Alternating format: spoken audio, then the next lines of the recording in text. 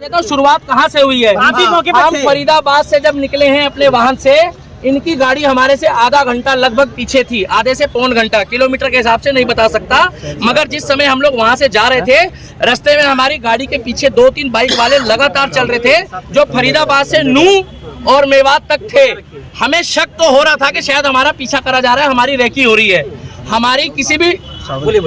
हमारी किसी भी टीम के पास किसी तरीके का कोई भी ऐसा सामान और ऐसी चीजें नहीं थी। अगर होती तो हमारे पास महिलाओं और बच्चों को हम नहीं लेके जाते। केवल शोभा यात्रा थी, जो पिछले कई वर्षों से वहां पर शोभा यात्रा चलाई जा रही है, और शोभा यात्रा में जल चढ़ाया जाता है, पूजा पाठ करी जाती है, और उसके बाद उन मंदिरों से अपने अपने स्थान वापस जाया जाता है। मगर वहां पर जिस तरीके से भीड़ थी, सबके कानों में छोटे वाले वो ईयरबड लगे थे। हमारी बाइकों के साथ भी जब हमारी बाइकें रुकी है, कुछ काफिले में 4-5 गाड़ियां रुकी है, हमारी गाड़ियों के साथ एक बाइक वाला रुक के गया है, जिसने ये बताया है, वहां पर सबने देखा है कि कुछ लोग यहाँ भी रुक गए हैं, भेजो। जब हमारे को बोला गया कि ना तो आप यहाँ से निकल जाओ, पीछे पत्थरबाजी हो चुकी है, और मेरे पास एक वीडियो भी है जब हम लोग वहां से निकले हैं, मैं भी वो क्लिप नहीं दिखा पा रहा मोबाइल में। उस वीडियो में उस व्यक्ति ने साफ बताया कि सर यहाँ से आप चले जाओ, वहां पर प्लान बन चुका है कि कुछ लोग आगे फंसे हुए हैं, वो आ रहे हैं, और वो व्यक्ति ने खुल के बताया, मगर मेरी बाइक का नंबर मत दिखाओ। दूसरी बात ये, हमारे आसपास से पत्थरबाजी हुई है, वहां पर बुजुर्गों ने चलाए हैं, महिलाओं ने चलाए हैं।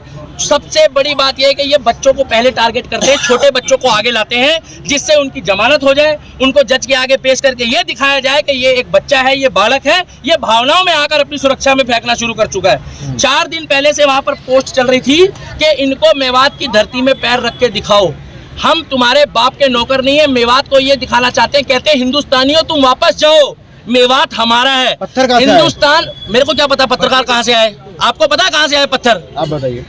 मुझे क्या पता कहाँ से आए, कैसे पत्र। इसी पत्रकारिता के चक्कर में जो है ना मजाक बनाए हुए, एक बार रुक जाओ भाई साहब, इसी पत्रकारिता के चक्कर में पत्थर उनकी छत पे थे, तो मुझे क्या पता किसका लेंटर तोड़ के लेकर आए वो।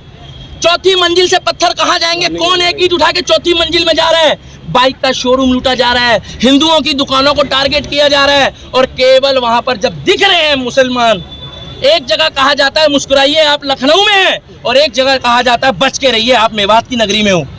ये फर्क देखा जा रहा है। पूरी तरह से फेलियर था, बिल्कुल फेलियर था। अगर अनिल विज की वहां पर 700 पुलिस थी, 700 पुलिस उन्होंने बताया है, उनके हाथ में हथियार थे जो सरकारी होते हैं संविधानिक तौर पे, वो सारे बेकार थे, बोकस थे, कहीं कोई लाठीचार्ज नहीं हुआ, वो मूक दर्शक थे। आपके पास वीडियो क्लिप है, आप देखिए।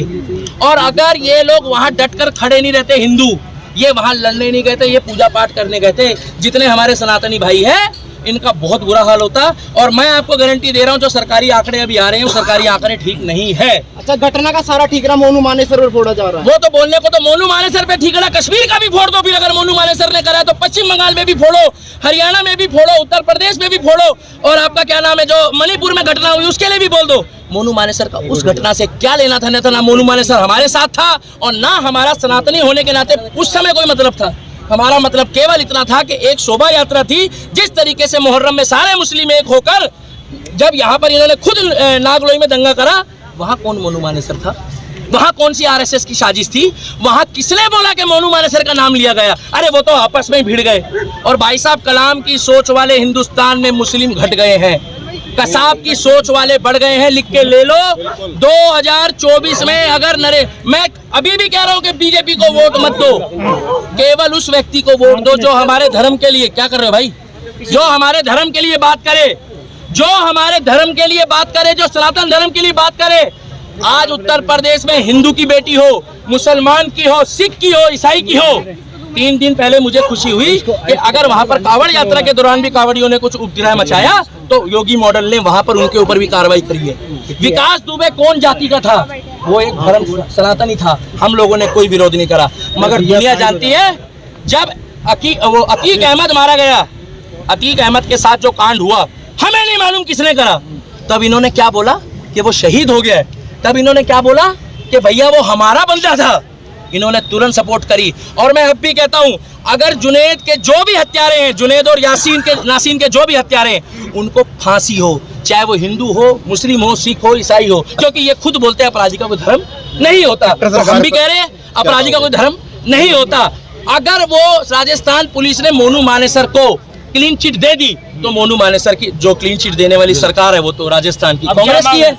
हमारी मांग एक ही है 2024 में मुझे नहीं लगता कि बीजेपी की सरकार वहां पर खट्टर सरकार आएगी अगर वहां पर बुलडोजर नहीं चला योगी बाबा वाला कि इधर गड़बड़ हुई, इधर ना तारीख ना सुनवाई, वही फैसला।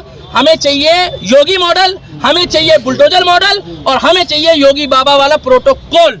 और हरियाणा करवाना चाहते हैं। मेवात कौन बोल रहा खाली करने? उत्तर प्रदेश खाली हो गया पत्रकार महोदय। उत्तर एक मिनट मेरे को बोले तो उत्तर प्रदेश खाली हो गया। कौन मुसलमान परेशान है उत्तर प्रदेश में? कितने मुसलमान भागे वहां से? भाई साहब पत्रकार हो, अपने मुंह से जवाब दो, कितने भागे वहां से? एक भी मुस्लिम नहीं भागा है, कमा के खा रहा है। मगर फर्क इतना है कि यहाँ वाले पत्थर चला रहे हैं और वहाँ वाले डर के मारे फूल चला रहे हैं। लोग तो कहते हैं भारत का मुसलमान डरा हुआ है, इतना डरा हुआ मुसलमान। हाँ, डॉक्टर बन रहे हैं, इंजीनियर बन रहे हैं, आईपीएस बन रहे हैं, पुलिस वाले बन रहे हैं, सीआरपीएफ में जा रहे हैं, आर्मी में जा रहे हैं और इतने डरे हुए हैं कि करते करते में 30% आबादी हो गई। बच्चे पैदा भी डर डर के कर रहे हैं क्या ये लोग? क्या डर के खौफ में बच्चे पैदा होते हैं? पुलिस कब आई थी? पुलिस तो वहाँ थी। अरे कैसी बातें कर रहे हो? पुलिस तो हमारे सामने थी। ये पूछो कि और बल कब आया है? और बल जब आया है जब वो वहाँ पर पूरा माहौल खराब हो चुका था, जब वहाँ पर लोग मारे गए। वहाँ पर एक मिनट लास्ट बात बोलना चाहूंगा। 2024 में हरियाणा वालों हाथ जोड़कर सुन लो, सभी एडिटर को कह रहा हूँ, डॉक्टर, इंजीनियर, प्रोफेसर, आईओ, जज साहब, जो मेवात में हुआ है वो मेवात फाइल बनने की तैयारी कर दी थी इन लोगों ने, उसमें कुछ छोटी मोटी खामियां रह गई। वहां पर आज भी खेतों में हमारे हिंदू भाई पड़े हैं। मैं हाथ जोड़ के कहता हूं उनका रेस्क्यू कर लो। आज की पोजीशन में भी अगर रेस्क्यू नहीं करा तो कल तक वहां से बहुत खबर आएगी। और 24 में जो सरकार चुनोगे, हमें कोई मतलब नहीं बीजेपी को वोट मत दो या मत दो, निर्दलीय को जिता देना। मगर जो हमारे सनातन धर्म और हिंदू धर्म की बात करेगा, केवल उनको जिताना। खुफिया, एक बार पत्रकार, इन पत्रकारों का जवाब होने दो। खुफिया एजेंसी का कहा देना, आईएसआई के एजेंट कहाँ पाए गए? कितने एजेंट पाए गए? इसी चक्कर में यूट्यूब और फेसबुक बदनाम हो रही है और पत्रकारिता। अब अगर कार्रवाई नहीं हुई तो खट्टर सरकार बुरी तरीके से पिटेगी और इनका फेलियर है।